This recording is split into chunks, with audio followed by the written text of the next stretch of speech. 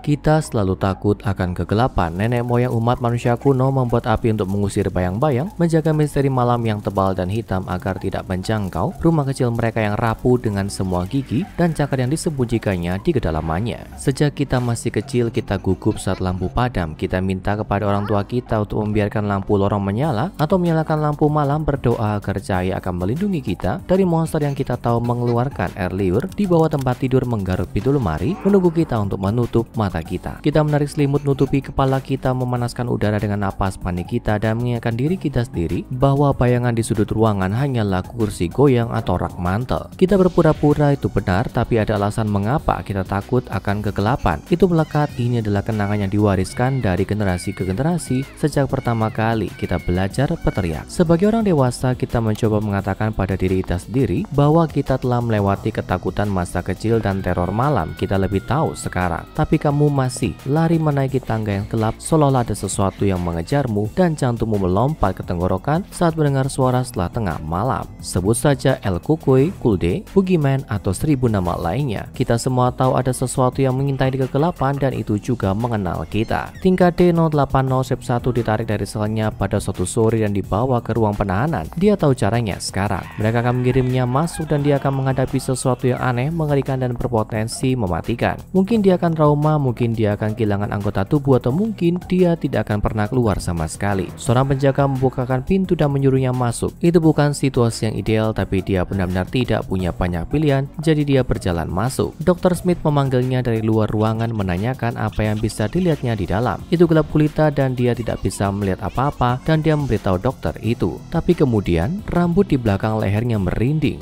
rasa dingin menjalari tulang punggungnya. Dia merasa sesuatu yang berbeda, bahwa ada yang melihat ke arahnya, menonton, menunggu. Apa kamu baru saja membiarkan sesuatu masuk ke sini? Dia bertanya. Rasanya seperti ada sesuatu yang mengawasiku. Tidak, D080-1. Dr. Smith menanggapi. Kami tidak membiarkan apapun masuk ke sana. Tangan pria itu gemetar dan dia bisa merasakan keringat bercucuran di dahinya. Itu tidak mungkin benar. Dia tidak sendirian di sini. Di sana, di sudut, ada massa hitam besar dan entah bagaimana bahkan lebih gelap dari bagian ruangan lainnya. Dia bisa merasakan mata itu menatapnya, menusuknya. Jantungnya berdegup kencang di dadanya dan dia merasa mungkin dia sakit. Dia mencoba mundur selangkah tapi pergelangan kakinya tertekuk dan dia jatuh ke lantai. Apa yang kamu lihat? Tanya Dr. Smith. Pria itu berjuang untuk menemukan kata-kata. Kegelapan raksasa ini seperti seseorang yang berdiri di sudut. Ya Tuhan, dia menatapku. Biarkan aku keluar. Dia berdiri dan meraba-raba sepanjang dinding sampai dia mencapai pintu dan mulai memukulnya dengan tinjunya. Dokter menolak untuk membiarkannya keluar sampai dia menggambarkan wujud makhluk itu seperti sosok pembungkuk di sudut. Apakah dia manusia? Tanya Dr. Smith. Meskipun dia tahu terlalu gelap untuk dilihat dokter, dia menggelengkan kepalanya. Terlalu besar untuk manusia. Itu masih menatapku. Dok, masih menatap. Meskipun seharusnya adrenalin terpompa ke seluruh tubuhnya, tiba-tiba dia merasa mengantuk, hampir tidak bisa membuka matanya. Coba lebih dekat ke sana, perintah Dr. Smith. Tinggal dia menurut meskipun kakinya bergoyang saat dia berjalan. Matanya terlihat seperti uap, hanya menatapku seperti dia ingin aku melakukan sesuatu. Pada titik ini dia jatuh ke tanah lagi, tiba-tiba terdiam. Dr. Smith memanggilnya berulang kali tapi pria itu tidak menanggapi. Saat tim peneliti membuka ruang penahanan beberapa menit kemudian, D080-1 sudah hilang. Dia kalah dengan hal yang menunggu kita dalam kegelapan. Dia kalah dari SCP-080. Ini adalah yang pertama dari serangkaian tes yang dilakukan tim peneliti organisasi dipimpin oleh Dr. Smith untuk lebih memahami sosok bayangan ini dan menentukan apakah itu memiliki wujud fisik apapun atau tidak. Saat hasilnya dianggap tidak memuaskan, percobaan lain dilakukan. Seorang wanita bernama D080-2 dipilih dan dikirim ke ruangan. Kali ini mereka akan mencoba membuat tingkat dia menyentuh entitas itu. Saat memasuki ruangan, D080-2 berkomentar betapa gelapnya ruangan itu dan betapa sulitnya melihat apapun di dalamnya. Namun setelah beberapa menit dia melihat sesuatu berdiri di ruangan itu. Saat ditanya, satu-satunya deskripsi yang bisa dia berikan adalah entitas itu memiliki 2 mata. Dr. Smith memintanya untuk mendekati entitas itu dan melaporkan setiap perubahan. Saat dia semakin dekat, dia menjadi semakin mengantuk dan kelelahan. Saat dia mengulurkan tangan untuk menyentuh SCP-080, dia terdiam dan tidak menjawab pertanyaan tambahan. Dia ditemukan tertidur di sudut ruang penahanan dan segera diperiksa oleh staf medis. Tidak ada efek fisik yang merugikan yang ditemukan dan wawancara dilakukan untuk menentukan apakah ada sisa dampak psikologis. Dalam wawancaranya, D080-2 terlihat berjarak. Ekspresi dan nada suaranya digambarkan semacam kosong. Saat ditanya tentang pertemuannya dengan entitas tersebut, dia menjadi semakin kesal dan mulai terengah-engah. Dia berteriak, "Itu hanya menatap, tidak bergerak, tapi saya merasakan sesuatu. Saya berada di lantai dan itu ada di sekitar saya. Itu di sini. Tidak, itu mencoba membawaku pergi. Kembali kembali ke benda itu. Saya tidak mau kembali. Kamu tidak dapat membuatku kembali ke sana. Pada titik ini dia menerjang ke seberang meja dan berusaha menyerang Dr. Smith. Dia dikeluarkan dari ruang wawancara dan kemudian dimatikan. Eksperimen ketiga dilakukan menggunakan seorang pria bernama D080-3. Untuk menangkal efek penenang entitas, dia diberi amfetamin yang kuat dengan dosis yang akan membuat seseorang dalam keadaan biasa terjaga setidaknya selama 36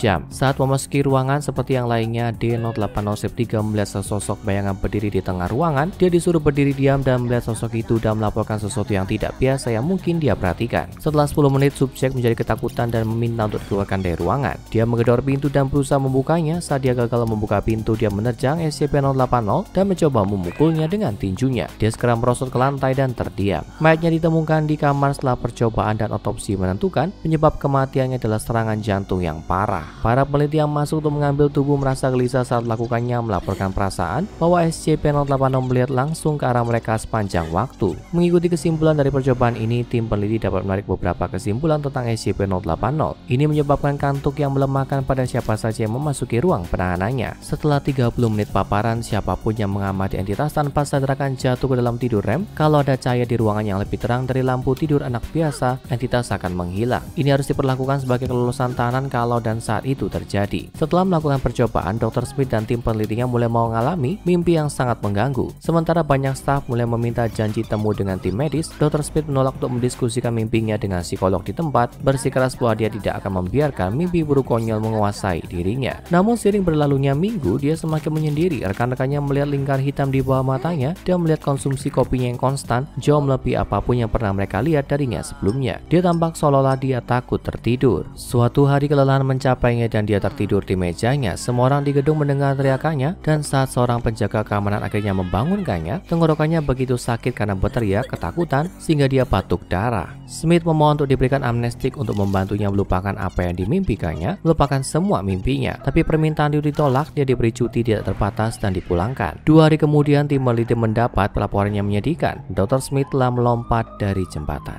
Menyusul kematian tragis Dr. Smith, seluruh stafnya diberi buku catatan dan didorong untuk menyimpan jurnal mimpi selama penelitian mereka untuk melacak dampak psikologis mempelajari SCP-080. Selain itu, mereka diminta untuk menyerahkan jurnal ini ke psikolog lokasi untuk ditinjau, terutama kalau mimpi menjadi sangat mengganggu atau kejam. Berikut kutipan dari beberapa jurnal mimpi itu. Asisten riset Megan Vaughan. Semalam aku bermimpi sedang berbaring di tempat tidur, bukan di tempat tidurku sekarang, di apartemenku, tapi tempat tidur masa kecilku dengan spray bayi pink dan selimut buatan nenekku. Rasanya begitu nyata. Setiap detail, rumah bonekaku di sudut, boneka beruang besarku, perangkat tehku, dan lemariku. Aku berbaring miring dengan kepala menghadap lemari. Aku dulu sangat takut dengan lemari itu. Setiap malam, aku menangis sampai ayahku memeriksa apa ada monster. Aku tidak bisa tidur sampai dia tidur. Tapi dalam mimpiku, aku tahu dia belum memeriksanya, dan aku tahu ada sesuatu di sana menungguku untuk menutup mata. Jadi aku tidak melakukannya. Aku hanya menatap pintu lemari itu dan aku menunggu pintu terbuka. Aku mulai mendengar suara gesekan, seperti menyeret sesuatu yang tajam melintasi permukaan kayu, lagi dan lagi. Tapi pintu itu tidak bergerak. Tidak peduli berapa lama aku menatapnya. Sementara kebisingan terus berlanjut, menggesek, gesek, dan suara nafas yang lembut dan serak. Tapi lemari tetap tertutup. Akhirnya aku berguling telentang, dan itu dia di langit-langitku, tergantung di atasku dengan kepala terbalik dan mulut bulat terbuka. Seorang wanita tua dengan rambut dan kuku panjang berserabut di sepanjang lenganku. Dia sedang menggaruk-garuk langit dan menungguku untuk melihatnya. Aku tidak bisa bergerak. Aku hanya bisa menatapnya saat dia dengan kuku yang sangat panjang itu dan perlahan-lahan mengarahkannya ke mataku. Dan kemudian aku bangun. Aku takut kalau aku kembali tidur, dia akan melanjutkannya. Dr. Owen Coley. Aku berenang di kolam keluargaku, dan di luar hari cerah yang indah, aku bisa merasakan panas matahari di kulitku dan air dingin yang segera mendinginkannya setiap kali aku berendam di bawah permukaan. Aku memutuskan untuk berenang ke dasar dan menyelam mencari bebatuan. Dan saat aku kembali ke atas, tiba-tiba hari menjadi gelap. Ini tengah malam dan airnya tidak terlihat jernih lagi. Aku tidak bisa melihat bagian bawah. Aku tidak bisa melihat apapun di sekitarku sama sekali. Dan aku merasakan sesuatu meluncur ke kakiku. Aku menendangnya, tapi aku merasakan sesuatu yang lain di sisi yang lain, berlendir dan cepat. Aku tidak bisa melihatnya, tapi aku bisa merasakan bahwa itu jauh lebih besar dariku. Jadi aku mulai berenang ke tepi,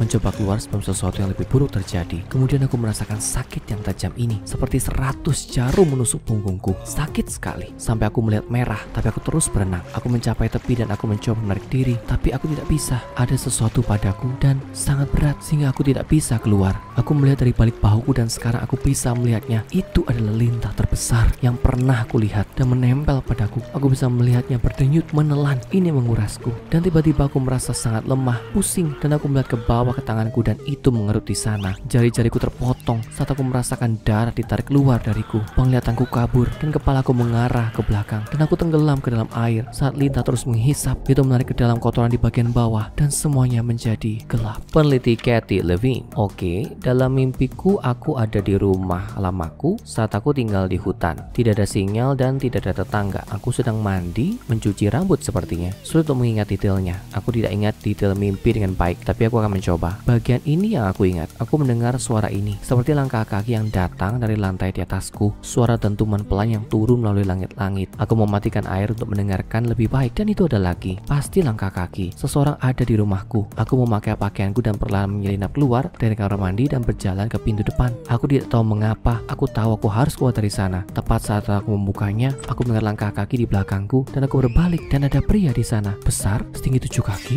janggut besar kusut, mata liar dan memegang kapak. Kami saling menatap untuk waktu yang lama dan dia hanya tersenyum. Seperti dia begitu yakin dia akan membunuhku dan bersenang-senang melakukannya. Aku berlari keluar rumah dan masuk ke hutan dan aku bisa mendengar dia mengejarku. Ranting memukul wajahku dan menggores lenganku saat aku berlari dan aku tahu aku harus pergi. Tapi kemudian aku mulai merasakan perasaan yang kamu rasakan saat berlari dalam mimpi. Seperti kakimu tidak berfungsi, seperti kamu ada di air. Aku berlari secepat yang aku bisa, tapi aku tidak maju sama sekali. Dan kemudian aku merasakan sebuah tangan menjambak rambutku, menarik kepalaku ke belakang dan kapak mengiris pipiku. Dia berbisik di telingaku dan nafasnya berbau seperti daging busuk dan aku tidak akan pernah melupakan bagian selanjutnya ini. Dia berkata, "Kita belum selesai bermain. Aku akan mencabik-cabikmu menjadi potongan-potongan kecil dan kepalamu itu yang terakhir." Dr. Robert Gray. Aku sedang duduk di sofa di sebelah istriku. Kami sedang menonton televisi. Aku menoleh untuk mengajukan pertanyaan kepadanya dan dia menatapku dengan pupil mata yang melebar, begitu besar hingga matanya tampak hitam pekat. Lalu dia membuka mulutnya untuk berbicara denganku, pikirku. Tapi semakin lebar dan tidak ada gigi, hanya terowongan daging merah muda yang mengembang yang mulai menyedotku ke dalam sampai kepalaku menghilang ke mulutnya dan aku mulai mati lemas. Aku belum bisa menatap mata istriku sepanjang hari ini.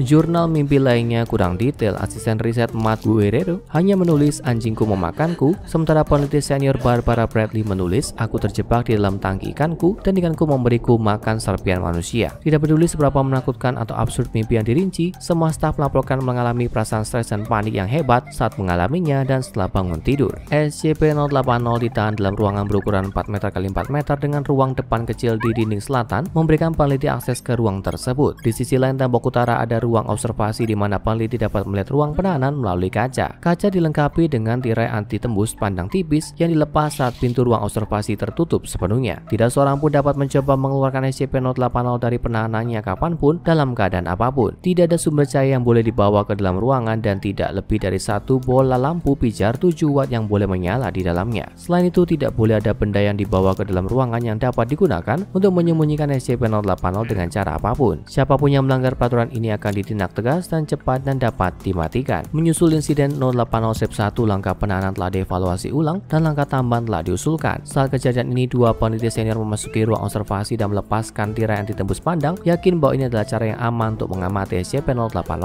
tanpa dipengaruhi oleh efek buruknya. Keduanya tetap berada di dalam ruangan selama 40 menit. Pada titik ini keduanya tertidur, tidak diketahui apa yang sebenarnya terjadi setelah ini. Namun setelah kejadian ini, semua staf yang mengalami mimpi buruk yang tidak normal melaporkan bahwa mereka tidur nyenyak untuk pertama kalinya sejak penelitian dimulai. Seolah-olah selera entitas telah terpuaskan untuk sementara dan telah melepaskan anggota tim lainnya dari pengaruhnya. Mengingat insiden 080 Step 1, anggota tim peneliti menyarankan agar tingkat D ditinggalkan di ruang SCP-080 11 kali untuk memberinya makan dan melindungi anggota tim lainnya dari bahaya psikologis. Setelah beberapa perdebatan dan pertentangan komite etik, proposal ini disetujui oleh Dewan O5. Sekarang entitas punya jadwal makan yang teratur dan jurnal mimpi staf relatif lancar sejak saat itu. Ternyata kadang harga untuk tidur nyenyak hanyalah sedikit pengorbanan manusia. Sekarang tonton Waldo menemukanmu SCP-4885, temukan dia dan rahasia di bawah SCP-087 terungkap untuk lebih banyak anomali yang benar-benar mengerikan.